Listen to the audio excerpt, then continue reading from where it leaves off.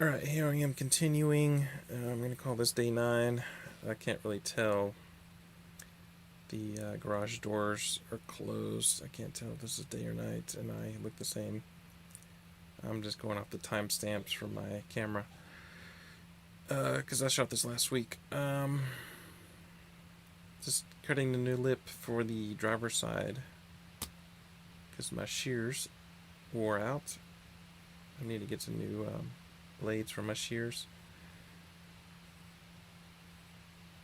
Add that to my Amazon order.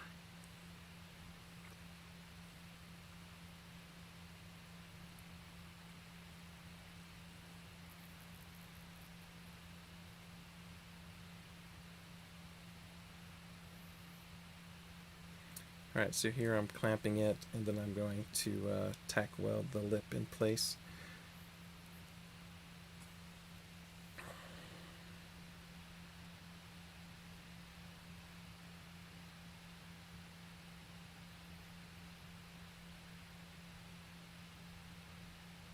Then pull it off and do a full weld.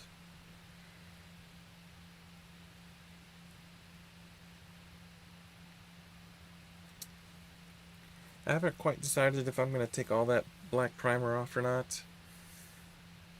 I probably won't, but then again, I probably will.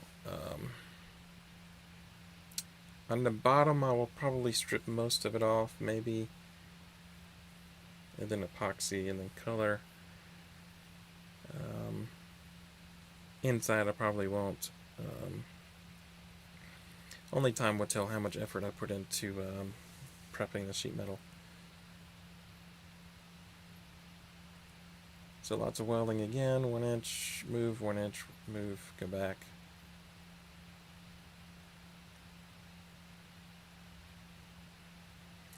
Again, this lip is taller than it needs to be, so when I punch the holes and weld them, they're where they need to be, and then I can just cut and grind that bottom lip so those 3 layers are completely even and straight and flat, in uniform. It's always a nice look that I like to get.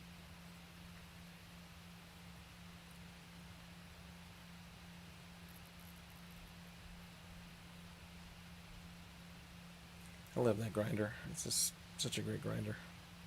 Cordless.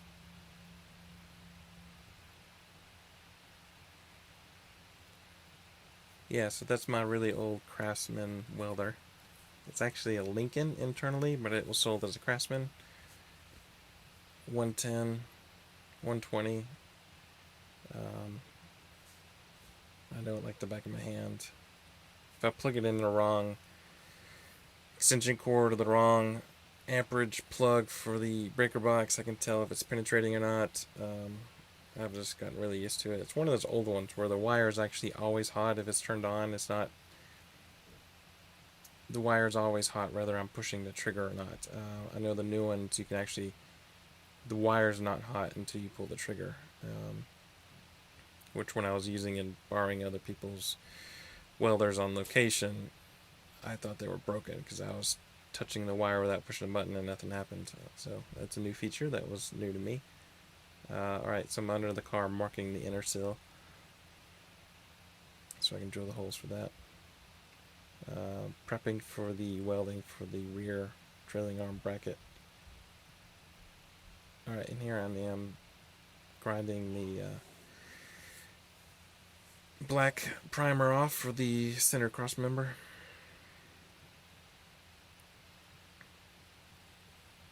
Just some more prep work before it's welded.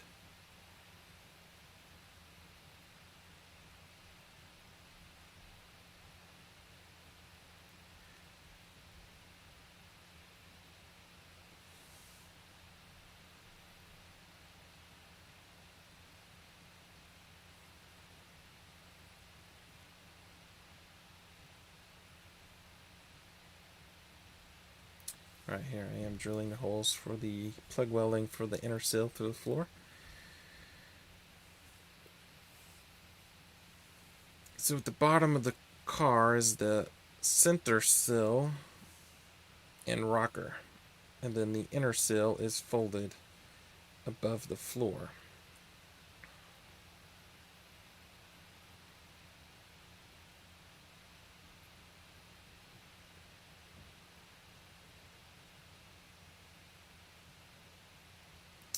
think here I'm going to double check the mounting of the frame.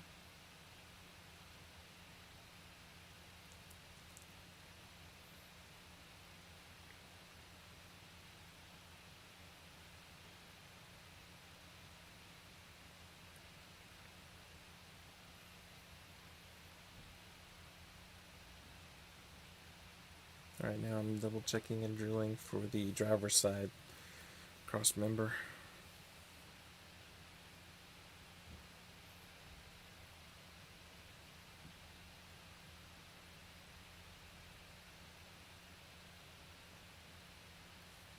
Now I'm marking for the rear trailing arm.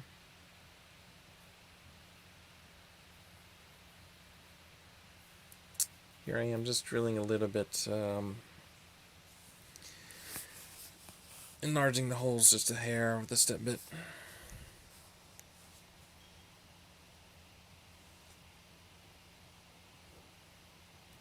Now I got a paint marker and I'm marking exactly where I need to punch for all the plug welds for the front and rear. And then I'm marking down the top edge for the side, which I will go around and punch all those holes with my hole punch. And here I am just double checking and playing around with the new seat rails. So I guess the later seats, I'm not sure when. I'm guessing after Mark III. I believe a friend of mine said that his Mark I GT6 had the narrow seat rails as well, which I didn't know. So the new floors only have large nuts welded to the floors. They're not reinforcement squares with nuts like the originals.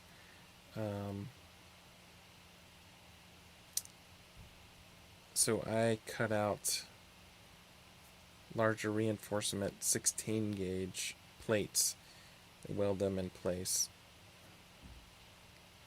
And then I drill and weld in the nuts. But I do that at the end after the floors are done. But I do prep and test fit with a seat where those plates go. Alright, here I am prepping the actual car. Cleaning. Okay, now I remember. This is actually still day 8. Because here, this is the end of day 8. Here I'm taping off and I'm painting on the inside of the trailing brackets. So I hit that with paint a couple times. Okay, so this is day 9. This is officially overnight. I let the paint cure. This is day 9.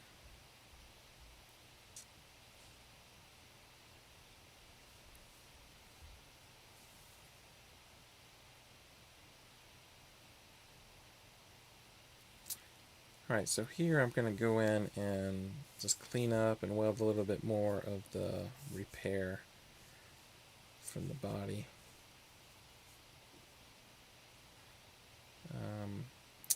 There's also that door check strap repair that I'm welding on the inside as well.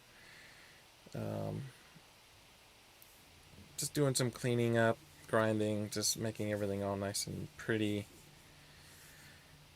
Because it's easier to get to before the floors go in.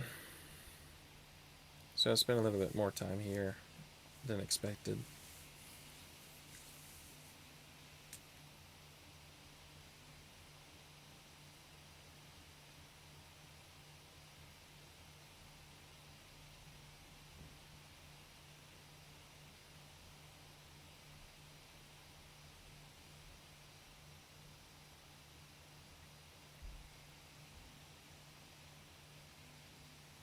Here's a check strap repair.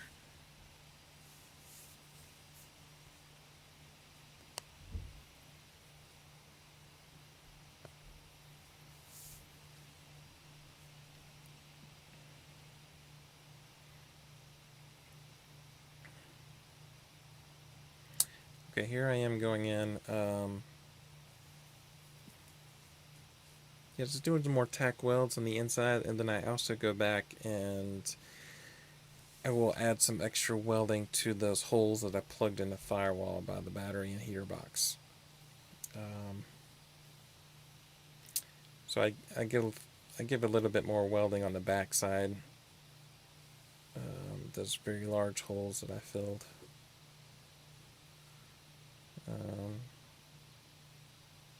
Just lots of little tacks here and there. Just get a little bit extra.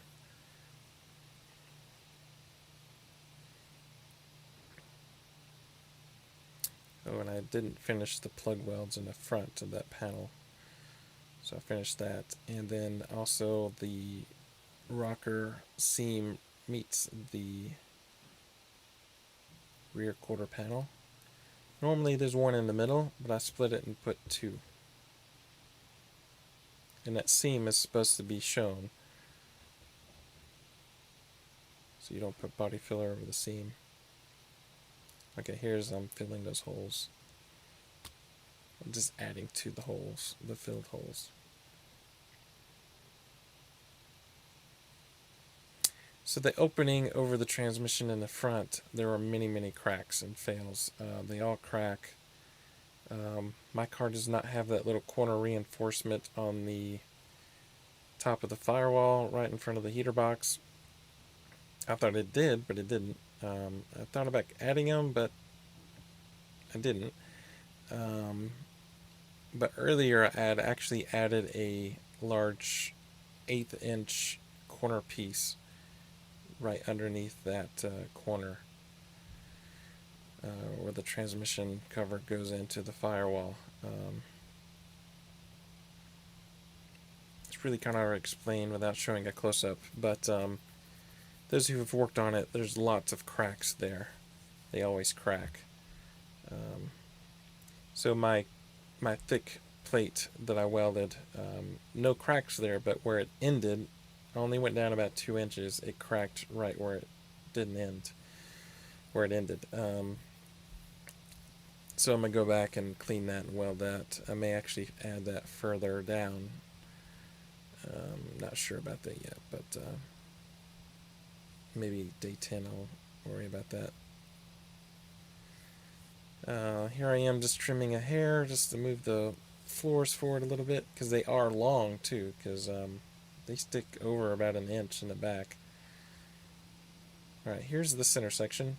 This came off a 65.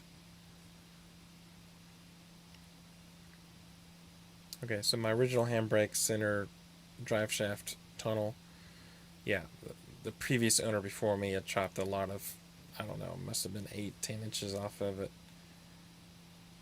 Maybe they had an overdrive before and they just cut a big section out of it. I honestly don't know.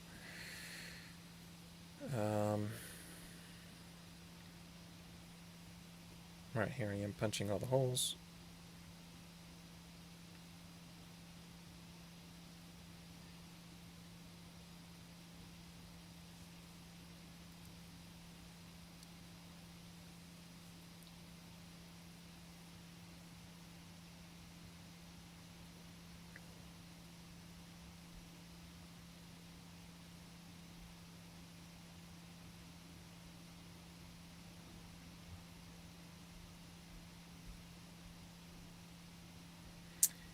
Here I am. I shrink a few areas to get a nice straight floor edge. And I found out later on, I marked an area to shrink a hair. And I missed it. I forgot about it. So when I weld in the camera right side, passenger side, I ended up cutting the whole about 3 or 4 inches off that bottom lip and removing it completely and redoing it after the floor was welded, just because I couldn't get it perfectly straight. I had a slight bend in it, and I needed to shrink it, and I had it marked to shrink, and I must have missed it when I was shrinking it. So later on, you'll see I actually cut off a 4-inch section of that floor edge in the rear, and I trim it and then weld it back. seam weld it. Alright, double checking all of my mounts. Checking my email. Messages, something. Alright.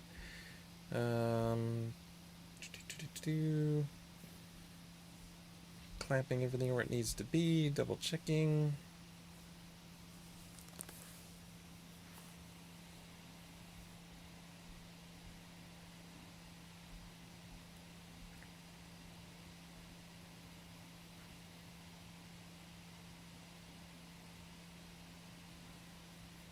Now I need to find all my vice grips, all my clamps. So I start on the driver's side.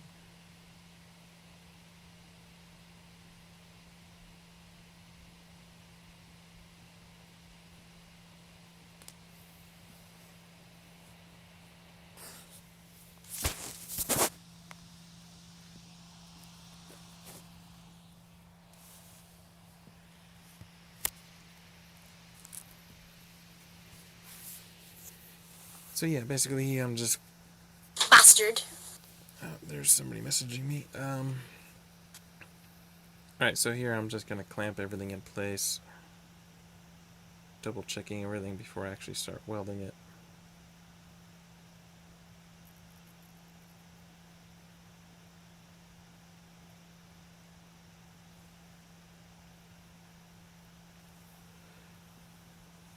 And here I go at the first weld.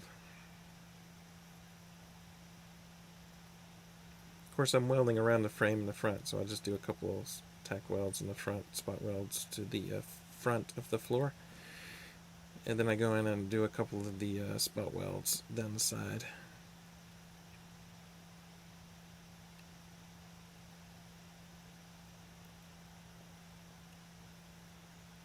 Very time consuming, but basically it just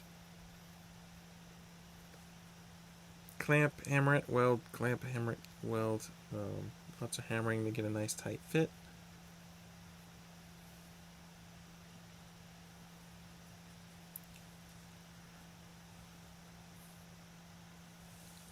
I should have counted all those spot welds, but I didn't. I'll have to go back and count to see how many there were. I usually space them about 1.5 inches. You know, eyeball it.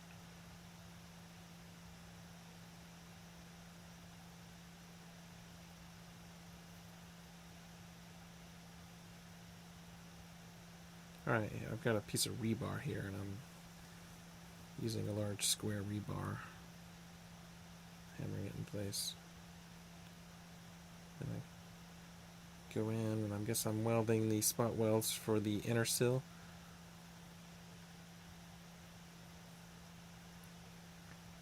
Making sure those are flat and down and flush with the bottom of the sill. Then once those are done, I go back and do the sides to the outer center sill and rocker panel.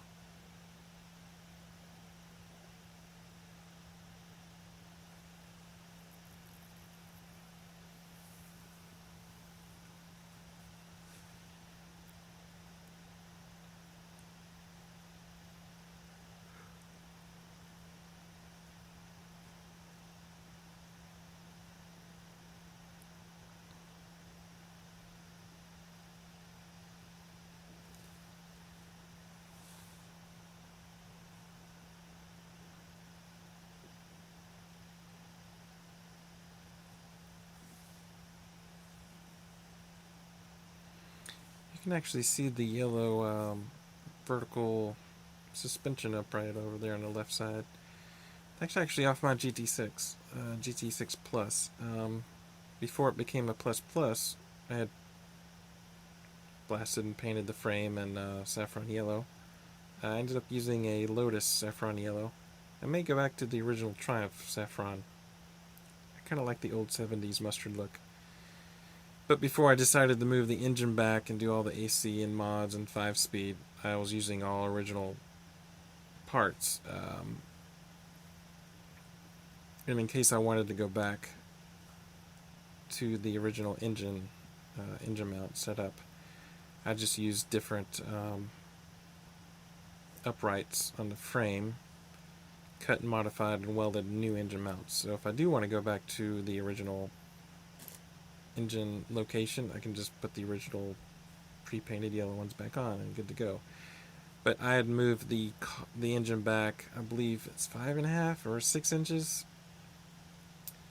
So yeah, so that whole GT6 Plus engine has been moved back to give me more room for a radiator, condenser, air conditioner, and 5-speed. I may do that car next, I'm not sure yet. Alright, it looks like everything are mostly welded on the driver's side, now the passenger side.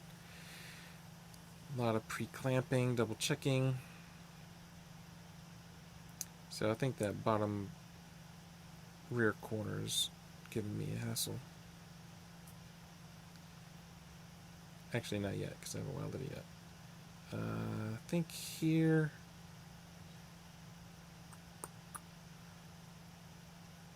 somewhere around here I run out of wire and I gotta reset my welder. Refill my wire feed.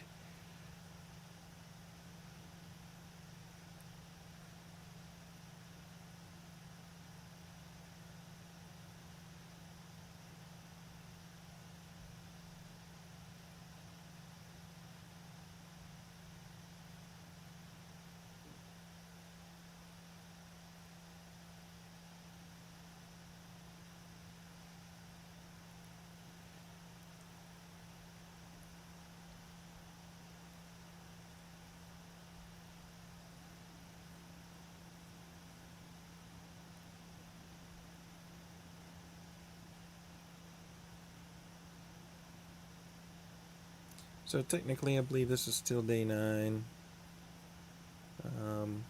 Some of the videos aren't quite in order, but I'm trying to cut them up in 30 minutes videos, so I'm usually doing 30 minutes a day. I'm only using one camera now. It's just a nice overhead shot on the tripod.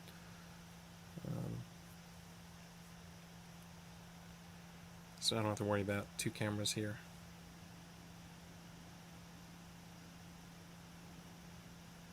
Alright, here's those mounting plates. So I'm going to do mounting plates for the seat brackets, seat rails. So they're supposed to be 1/4-28. And I can still use the factory aftermarket nuts on the inside of the floor, even though they're nuts and not plates. I believe I actually go larger with 5/16. So here I'm just welding into plates, reinforcement plates, and then later on I'll actually get I'll get the seat rails and I'll screw the bolts all the way up, and I'm doing it from the bottom. Here I am. I ran out of wire. I have to go back and rewire the...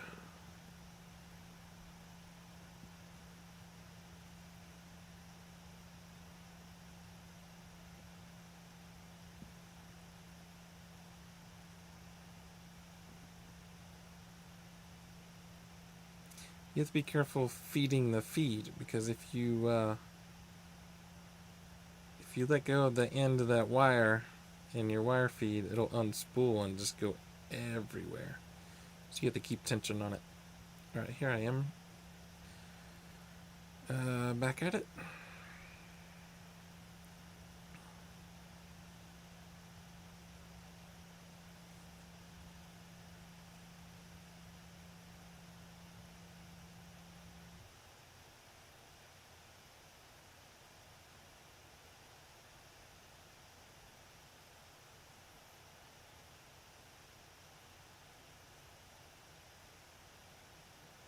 It would have been nice to actually spot weld all of these with a spot welder,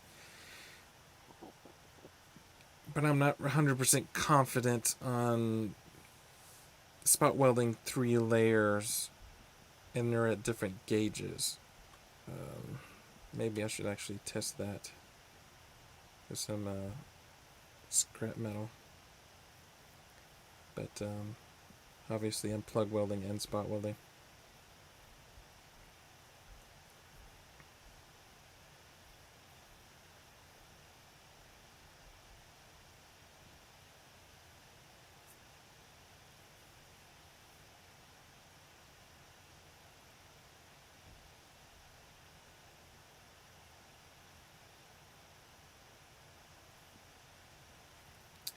So here has the rear section that I cut out.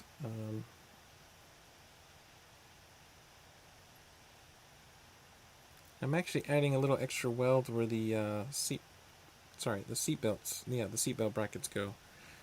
So the seatbelt brackets are actually different location on the new floors. They're actually a bit forward. They're originally in the very, very corner.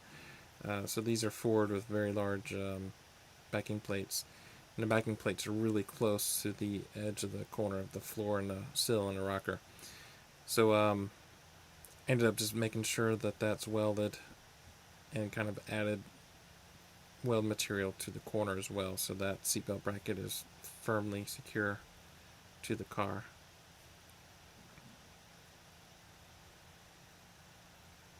And I believe later on, the seatbelts on the inside, the transmission drive shaft tunnel is actually a different stamping because they actually go through the frame.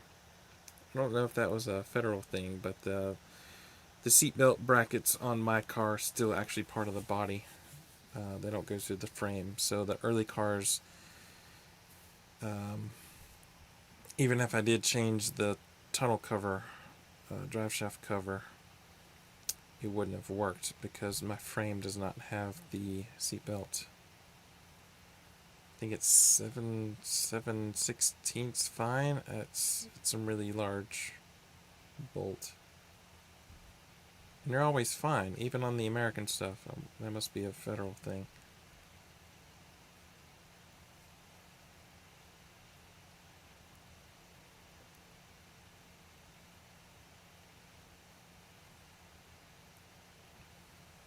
Alright, looks like I got the floors done, and I'm playing around with the center section and then the seat rails. So I have one good seat rail that's still in good shape. So I run some bolts straight up from the bottom, and then I can fit one side, and then I can mark where I need to drill and weld.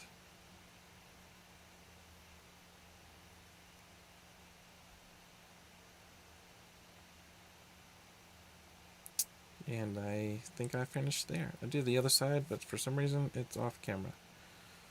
So that's where I am at end of day 9.